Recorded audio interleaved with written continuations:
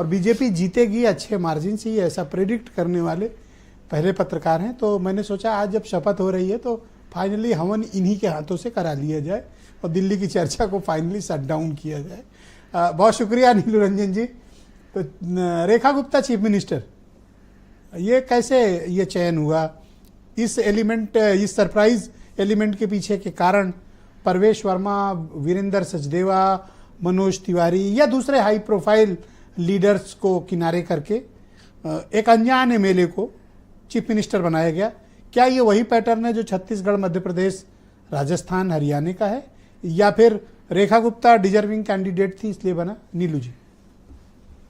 नहीं, देखिए, दिल्ली के बाहर भले वो सरप्राइज कैंडिडेट हो, लेकिन हकीकत ये है कि दिल्ली में वो लोग जानते थे जो भाजपा को, वो ये मान रहे थे कि रेखा गुप्ता सबसे आगे हैं। अगर रेखा गुप्ता को सिर्फ आप ये न देखें कि वो एक नेता रही वीपी की, वो दिल्ली विधानसभा, दिल्ली डूसू का चुनाव, स्टूडेंट यूनियन का सचिव भी जीत चुकी हैं और अध्यक्ष भी जीत चुकी हैं। उसके बाद वो पार्षद भी रही हैं, मेयर भी रही हैं और विधायक भी रही हैं। तो संगठन की दृष्टि से उनका अनुभव जो है वो सबसे अधिक रहा है और इसलिए मुझे लगता है कि वो रेस में सबसे आगे थी। उसमें कोई सरप्राइज एलिमेंट नहीं है।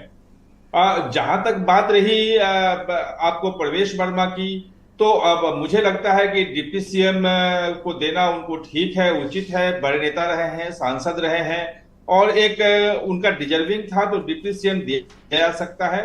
मेरी अपनी मान्यता थी कि एक डिप्टी सीएम पूर्वांचल से देना चाहिए, क्योंकि पूर्वांचलियों का एक बड़ा वोट बैंक है और उसने भाजपा के साथ साथ दिया था।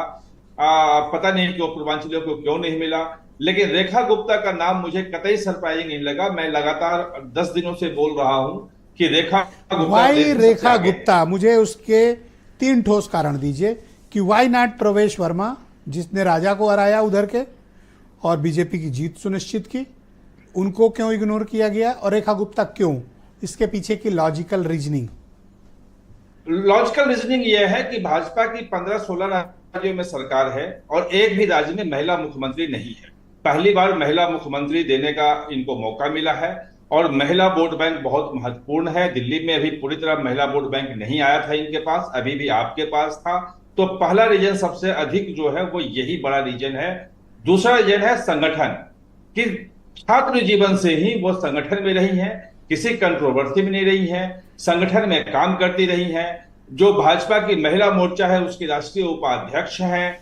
उनके पास राजनीति का छात्र जीवन से लेके और मेयर तक दिल्ली के मतलब पूरी तरह परिचित हैं। 2 चीजें जो हैं वो ये बहुत महत्वपूर्ण है, जिसके कारण से रेखा गुप्ता को चुना गया। 2 डिप्टी चीफ मिनिस्टर चुनने की बात चल रही है, तो एक तो चलिए मानते हैं कि परवेश वर्मा होंगे, दूसरे क्या पूर्वांचल वाले में से हो सकते हैं? अगर ऐसा है तो उधर के दावेदार क्यों?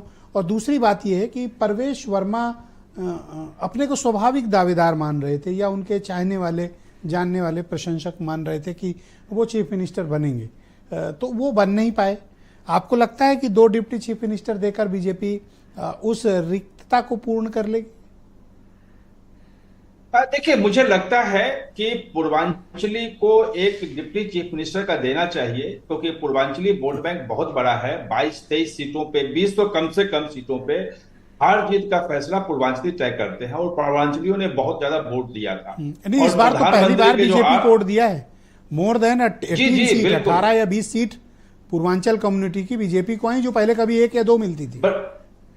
ब्रजेश जी, जिस दिन रिजल्ट आया था शाम का, अगर प्रधानमंत्री का भाषण सुने तो उसमें 2 समुदायों का विशेष जिक्र किया था उन्होंने, एक महिला का और एक पूर्वांचली का विशेष जिक्र। बाकी युवा का किया, गरीब का क्या, सब तकों क्या, लेकिन इन दोनों का विशेष जिक्र उन्होंने किया था।